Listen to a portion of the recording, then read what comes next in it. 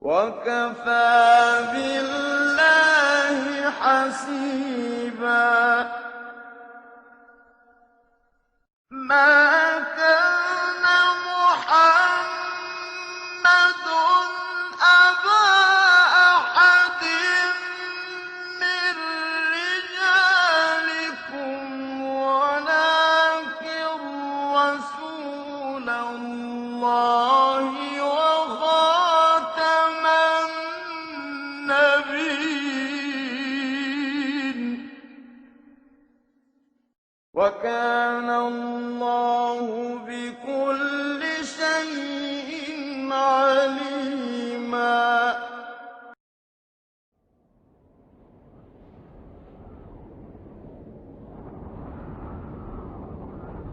الله أكبر الله أكبر.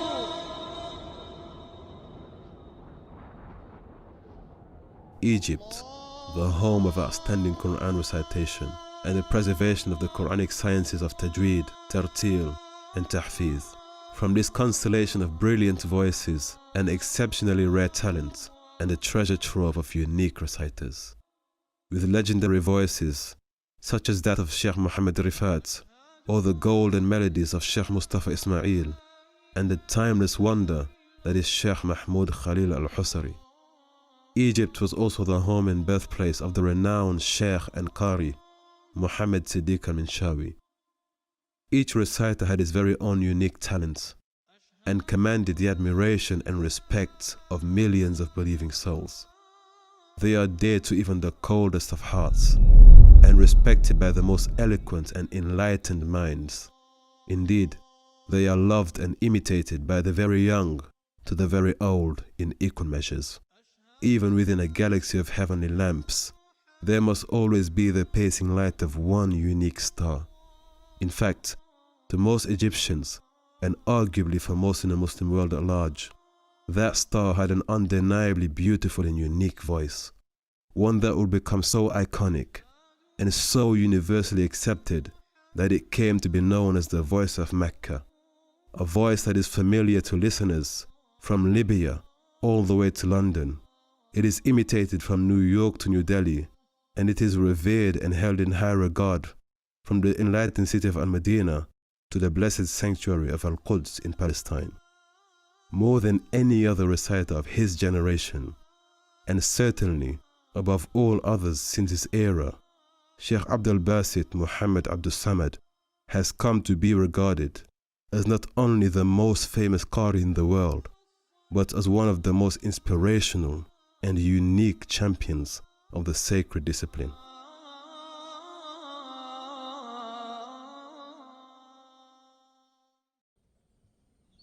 Qari Abdalbasط Muhammad Abdulsamad was born in 1927.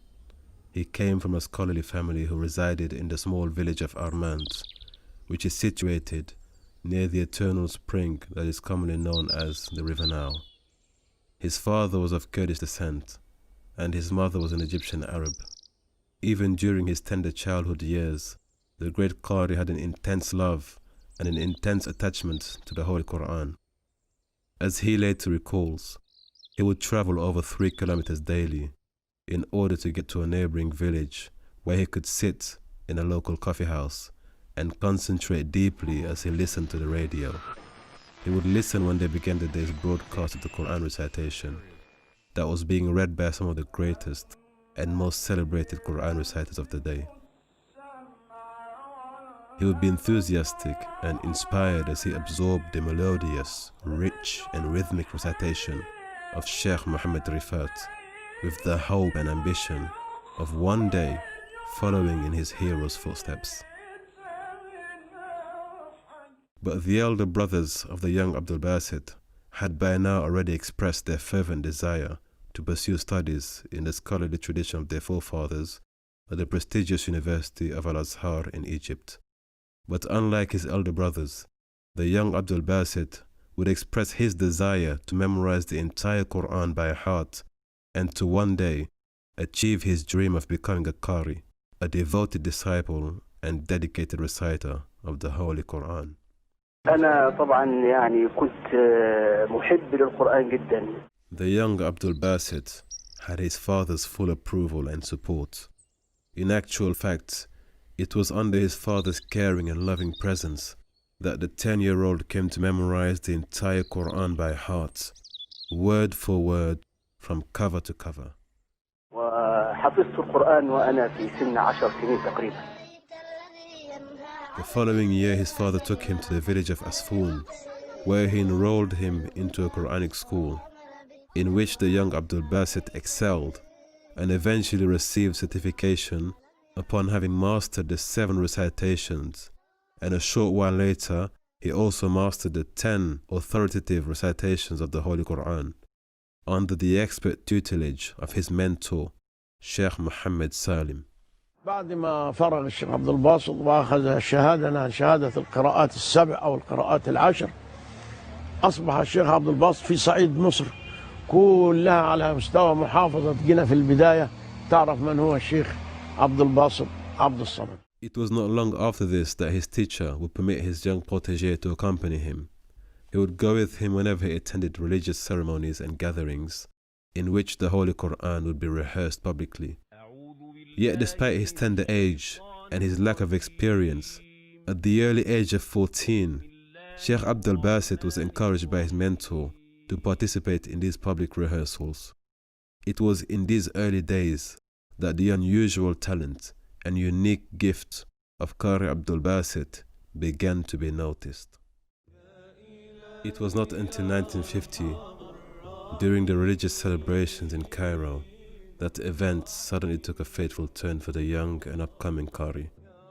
During these very special functions and gatherings, the audience would listen to the greatest and most seasoned performers of the day, many of whom traveled into Cairo from the famous village of Tanta, a place that is renowned to this very day for the exceptional Quran reciters and scholars that come from there.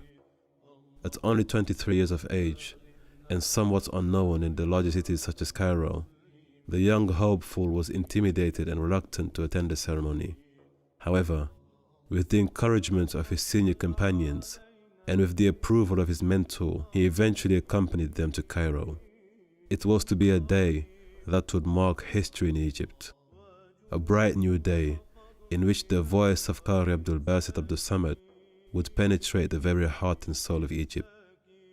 Qari Abdulbasط Abdulsamad was mostly anxious and relatively discreet in the overwhelming presence of senior practitioners and authoritative personalities that were present at the gathering.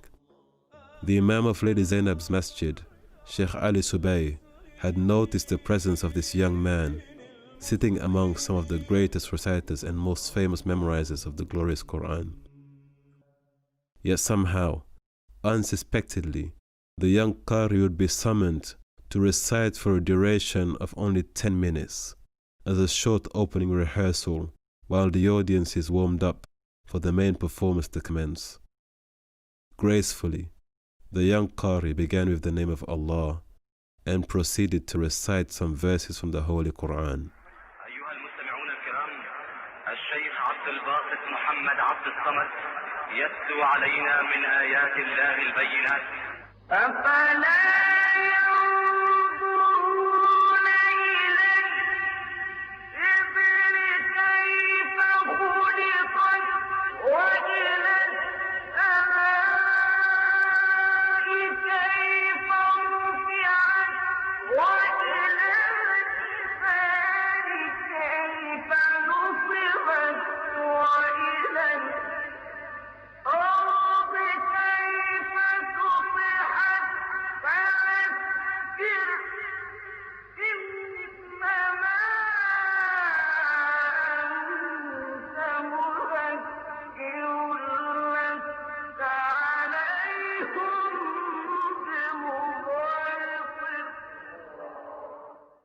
This was to be a defining moment, a golden moment that would propel him into the center of a universe that had previously been exclusively for the senior Quran reciters and devotees of the day. But now, at only 23 years of age, Qari Abdulbasط Muhammad Abdulsamad had captivated the heart of Cairo and totally mesmerized his audiences. His 10-minute rehearsal eventually lasted for an entire hour and a half, owing to the insatiable and overwhelming request from the audience.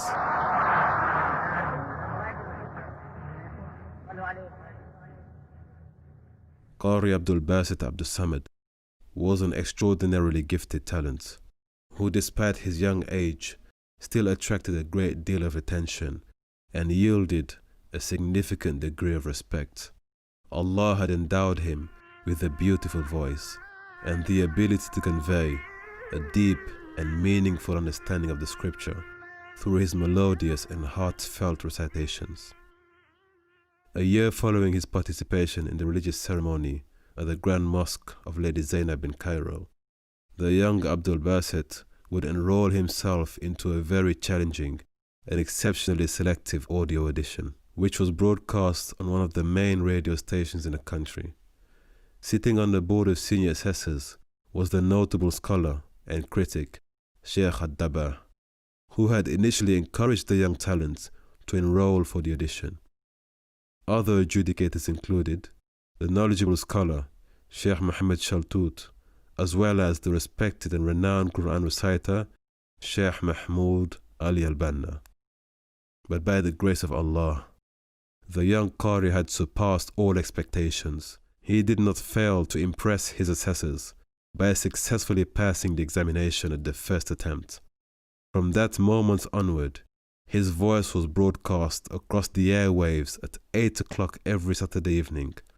Soon, the inhabitants of his village in Armand would begin to gather around a small radio in order to listen to their beloved son as he embellished the airwaves with his ornamental and exquisitely beautiful recitation of the glorious Quran.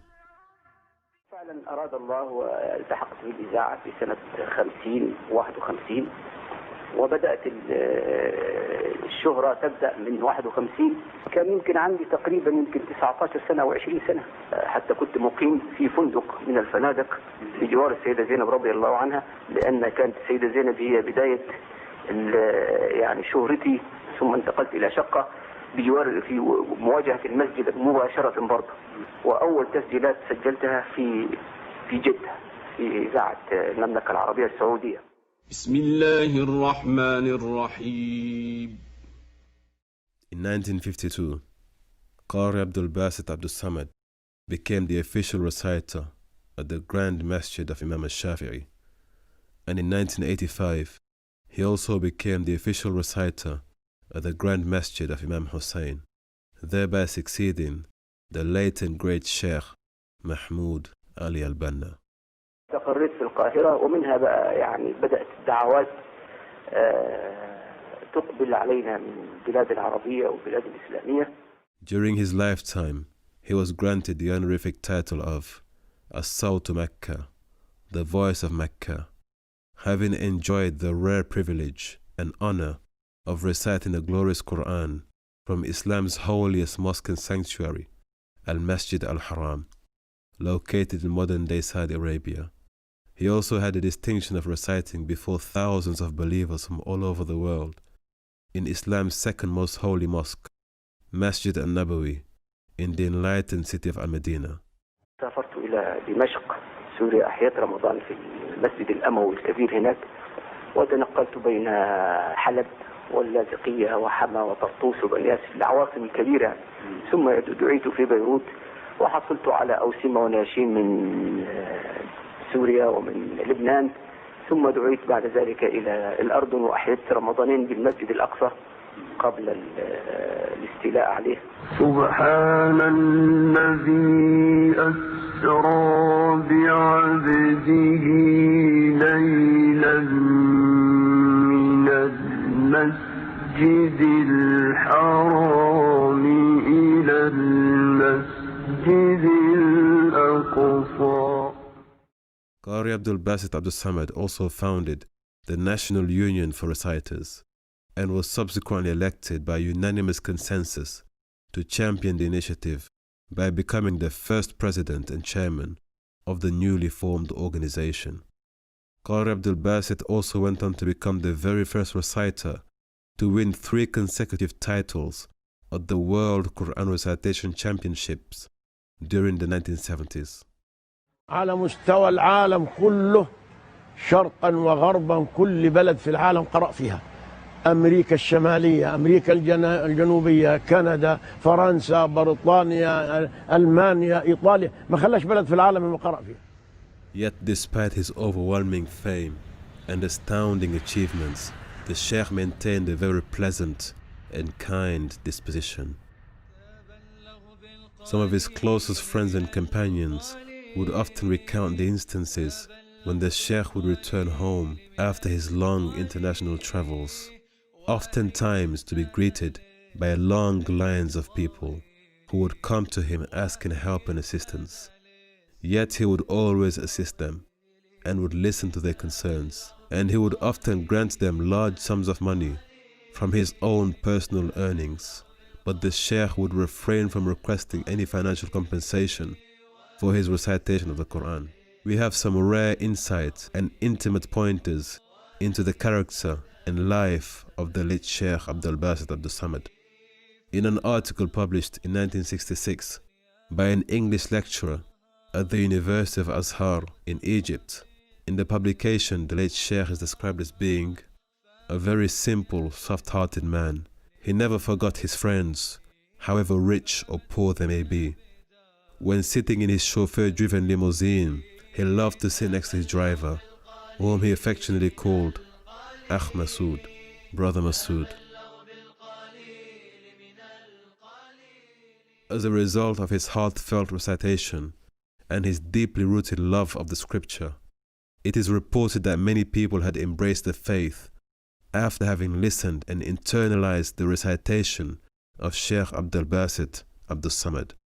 In fact, during an interview broadcast on national television, the Sheikh recounts an incident that took place while he was accompanying the Egyptian president Gamal Abdel Nasser, who at the time had an audience with some Russian dignitaries and senior ranking officers.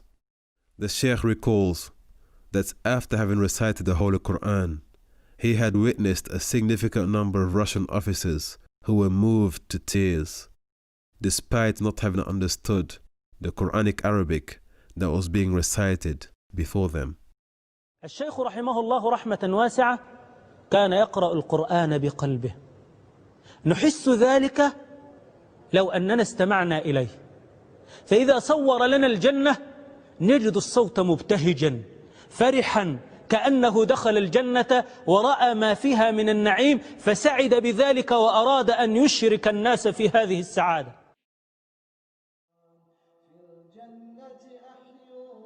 However, towards the latter part of the 20th century, the great Sheikh Abdulbasط Abdulsamad would spend his final days on this earth. He passed away on Wednesday, November the 30th, 1988. And his passing away was mourned by dignitaries, patrons of the art, ordinary men, women, and children from all walks of life, across the Muslim world and beyond. Yet even after his death, his beautiful voice continues to touch the hearts and continues to penetrate the souls of his audiences. His awesome recitation continues to live in the collective Muslim hearts and minds. His life story is an outstanding inspiration for subsequent generations of Quran students, listeners, and reciters from across the world.